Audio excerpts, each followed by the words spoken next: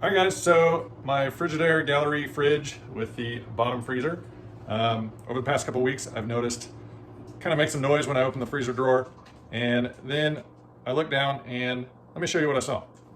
So when you open the bottom, I've already got everything pulled out of here, but you can see there's like a layer of ice down at the bottom. And so it's just super thick. It looks like half an inch thick in some places.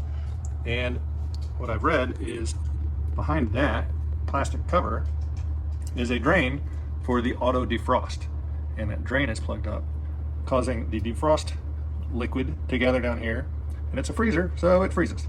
So you can see I've already got the food out. The baskets are there, but to be able to get in there so you can work on the sides, there's two hex bolts, 3/8 inch bolts. I've got the bottom ones out already. Okay, so when you get the bolts out of your front panel, it won't just fall off. There's a little thing that fits in these little hooks on this, and so you have to actually lift it up to get it off. But there you can see I got my front panel off. Close this, kind of snaps shut because there's no resistance, but your little light switch is back there. And so this has like a little panel. There's no fasteners holding it. It just kind of lifts up, and there's these little tabs that just fit in the top grooves of those. And then this plate here fits over that fan. There's 3 Phillips screws, and probably like a Phillips number 3. They've got a pretty good size head on them. A number 2 Phillips is a little loose, so make sure you use a lot of pressure. And then this back panel, there's 2 little screws, and I don't know exactly what size hex that is, but if you've got one of these multi 4-in-1 screwdrivers, the smaller size fits perfectly. I think it's 1/4 inch. And then in here, we just need to unplug our ice maker. You squeeze the tabs on the top and bottom and pull that out. And then hopefully we can get this panel out. I got another screw. Looks like I got ice formation down there.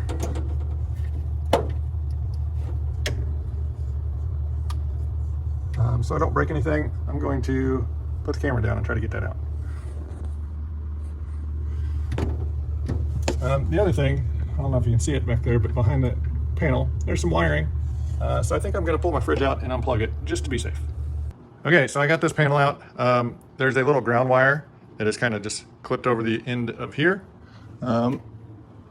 It is this guy. It just kind of slides on there like that. And there's also your little cavity here for your ice maker wiring.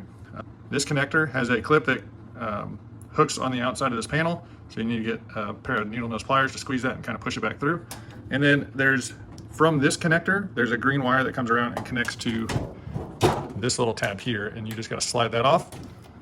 And then you kind of got to wiggle this out because this far edge here is behind the ice maker, so you got to kind of wiggle everything out to get it out without destroying it.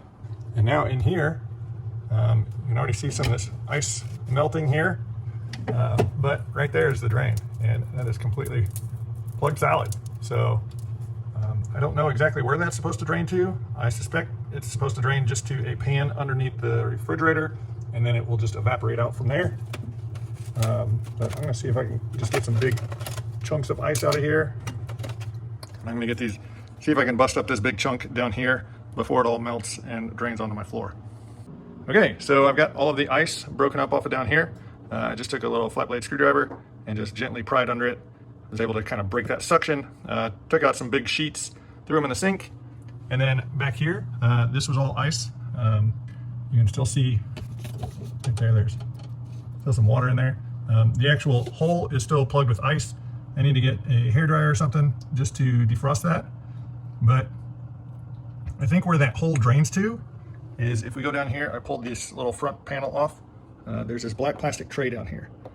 And so I think that's where that's supposed to drain to, but it is just plugged up. It could be a combination of it just freezing, or it could be plugged up with like lint and dirt and whatnot under here.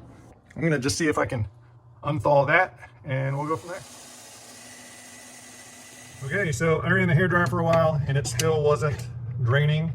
But then I got this old bicycle cable, just the housing for a bicycle cable. And I don't know if you can see down in there, but this hole is pretty large up here at the top, but then it necks down to a much smaller diameter. It is, however, big enough to get this down through. I had to make sure it wasn't catching on the lip, and then I just kind of gently poked on it until I heard water start draining out. And now I think it was all draining into this pan, which looks really gross in there. But you know, I don't actually see any water in there. Okay, so I pulled the fridge out, and I don't know if you can see it, but there is definitely water back here. So I need to pull this back panel off, figure out where that drain hose comes out. I may have pushed the drain hose off, and I'll get that sorted. And you can see right here is where that drains out. So this tube, kind of snakes around, and then it does go down to that drain. I don't know why they've got all this excess in here. It seems like it would be better off just going straight to the drain. So I'm guessing that something in here is clogged. All right, guys, so here's this tube out. This end hooks in on the underside of the freezer. This other end routes that way down into that tray. There's this little bracket that holds this little loop in here. I'm assuming this is kind of like an air trap to keep the cold freezer air from getting out, but still allowing, since this input is higher than that loop, it would still allow water to get out. And it's just one little screw holding that in. I still had water sitting in there. I also had this little clip that was down in there. And you can see the grossness that's in there. And it was blocked, like it would not let any water through. And so had I not taken this off and cleaned it out, there's still some buildup in there, but it was completely blocked. No water was going through. I had to blow through it, put my mouth on there and blow through it, and it came unclogged, and then I ran a bunch of hot water through it, and it was flowing freely. So now I'm going to put it back in and working on drying up all the water here.